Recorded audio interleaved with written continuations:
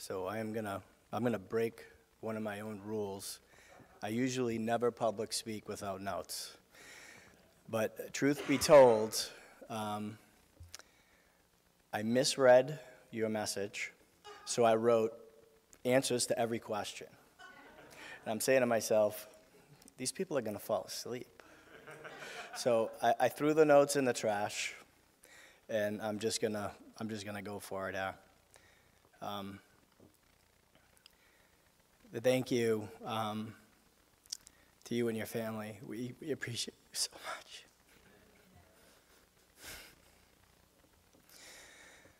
Really.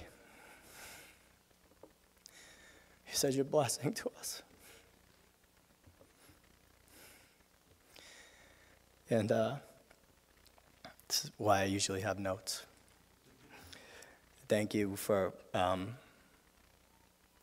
being so honest about tithing. And what I tell my kids in my Sunday school and caravan classes is everything we have is from God. 10% is nothing. You know, it's such a difficult thing for people to understand here in America because there's so much abundance, and you don't want to let it go. You know? Yeah. So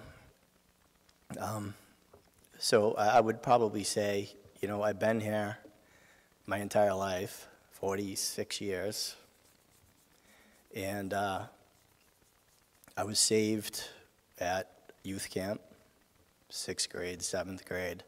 I don't remember exactly which year it was. But there came a time in my life for about 9 years or so, say 16, 17 to 25.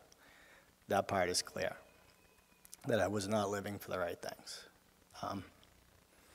I would probably even say that I was living a pretty wild life. And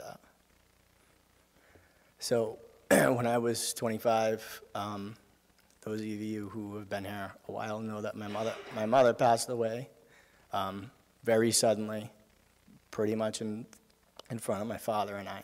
And that was my wake-up call. So God uses different means to get a hold of people, and that's what was needed to get a hold of me. It needed to be that abrupt, if you will. My mother was a believer, and she is with Jesus, and I thank God for her and my dad and how they raised me. And I made a conscious decision to look up and move forward and never look back. And I remember starting to come to church again, not just so my parents would leave me alone. And getting involved in children's ministries, and it just kind of, it just went up from there.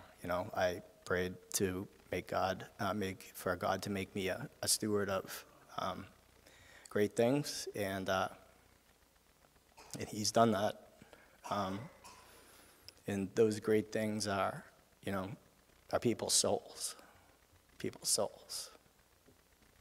I've been blessed to have opportunities to serve here in leadership capacities, and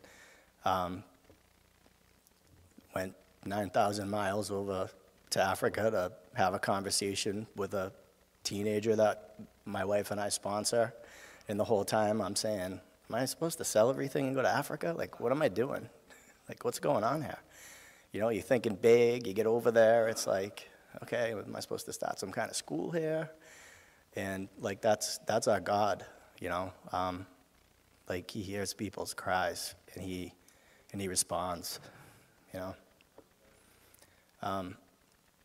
So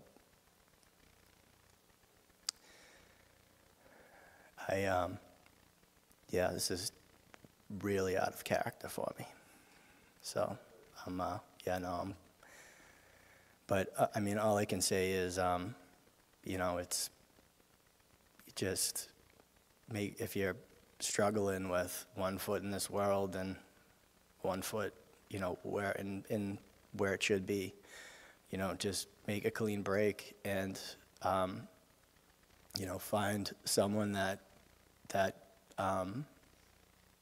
can mentor you, and find a Sunday school group or a life group or whatever, and learn as much as you can. I started reading the Bible.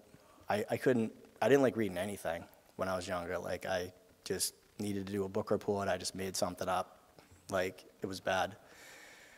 And I started reading the Bible when my mother passed away, and I started in Acts, and I read Paul, and that story captivated me because it was interesting, and I was like, this is weird. Like, I'm interested in the Bible. Like, and I kept reading and reading and reading, and I was like, this is really weird, you know, and just kept reading and been reading every day. And I think I'm in Acts now, so I may have gone around 6 times, 5 times, 7 times, I don't even know. But every time you read through the Bible, God reveals something new to you. He reveals something new to you. And you're like, wow, I read that 7 times before, and that wasn't apparent like it is now, you know? So that's really the best encouragement, you know, that I can give anybody is, you know, God always honors, he honors obedience, and when you put the effort in, he always meets you in the middle on that. So that's, thank you.